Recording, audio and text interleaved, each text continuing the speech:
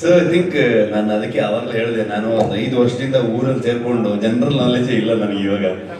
So generally ಏನು ನಡೀತಾ ಇದೆ, ಏನು ಕತೆ ಅನ್ನೋದು ಬರೀ ಮುಳುಗೋಗಿದ್ದೀವಿ ಇದ್ರೊಳಗೆ. ಯಾರು ಉಳ್ಸಕ್ಕಾಗಲ್ಲ ಅಂತ ಅನ್ಸುತ್ತೆ, ಯಾರು ಒಬ್ಬರಿಂದ ಉಳ್ಸಕ್ಕಾಗತ್ತೆ ಅನ್ನೋ ಥಾಟಲ್ಲಿ ಹೇಳೋಕ್ಕಾಗಲ್ಲ. ಸಿನಿಮಾ ಜನರಿಗೆ ಇಷ್ಟ ಆಗಬೇಕು. ಐ ಥಿಂಕ್ ಒಳ್ಳೊಳ್ಳೆ ಕಥೆಗಳು ಬರಬೇಕು, ಹೊಸ ವಿಚಾರಗಳು ಬರಬೇಕು ಜನರಿಗೆ. ಅಂದರೆ ನಮ್ಮಲ್ಲಿ ಏನಾಗಿದೆ ಅಂದರೆ ಜನರ ಟೇಸ್ಟ್, ಜನರ ಅಭಿರುಚಿಗಳು ಬದಲಾಗಿದೆ. ಬಿಫೋರ್ ಕೋವಿಡ್ ಒಂಥರ ಇತ್ತು, ಆಫ್ಟರ್ ಕೋವಿಡ್ ಒಂಥರ ಇದೆ, OTTಗಳು ಬಂದ ಮೇಲೆ ಒಂಥರ ಇದೆ. ಒಂದು ಸ್ವಲ್ಪ ಟೈಮ್ ಆದಮೇಲೆ ಮತ್ತೆ ಪುನಃ ಥಿಯೇಟರ್ ಎಕ್ಸ್ಪೀರಿಯನ್ಸ್ಗೆ ಹೋಗುವಂಥ ವಿಚಾರಗಳು.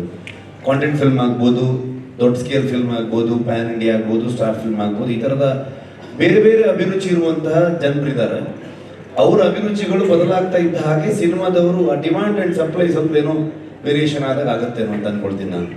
ಫಾರ್ ಎಕ್ಸಾಂಪಲ್, ನಮ್ಮ ಶನಿಲ್ ಗುರು ಅವ್ರದ್ದು JP ತುಮ್ಮಿನಾಡ್ ಅವರ ನಿರ್ದೇಶನದಲ್ಲಿ ಬಂದಿರುವಂಥ ಸಿನಿಮಾ, ನಿಮಗೆ ಅದು ಒಂಥರ ಒಂದು ಸ್ಮಾಲ್ ಟೌನ್, ಒಂದು ಊರಿನ ಒಂದು ಕತೆ. ಅದಕ್ಕೆ ನಿಮಗೆ ಯಾವ ಪ್ರಮೋಷನ್ನು ಅಥವಾ ಯಾವುದೇ ರೀತಿಯಾದಂಥ ವಿಚಾರಗಳು ಯಾವ ಒಂದು ಸರ್ಕಲ್ ಒಳಗಡೆ ಸಿಗೋದೇ ಇಲ್ಲ. ಸಿನಿಮಾ ತುಂಬ ಹಾನೆಸ್ಟ್ ಆಗಿದ್ದಾಗ, ತುಂಬ ಅದನ್ನು ನಂಬಿ ಸಿನಿಮಾ ಮಾಡಿ ಜನರನ್ನು ಎಂಟರ್ಟೈನ್ ಮಾಡಬೇಕು ಅನ್ನೋ ಥಾಟ್ ಪ್ರೊಸೆಸ್ ಸಿನಿಮಾ ಮಾಡಿದಾಗ, ಅದು ಜನರಿಗೆ ಇಷ್ಟ ಆದಾಗ, ಜನರಿಗೆ ಅದನ್ನು ಎಲ್ಲಿ ಬೇಕಾದ್ರೆ ತೊಗೊಂಡು ಹೋಗುವಂಥ ತಾಕತ್ತಿದೆ.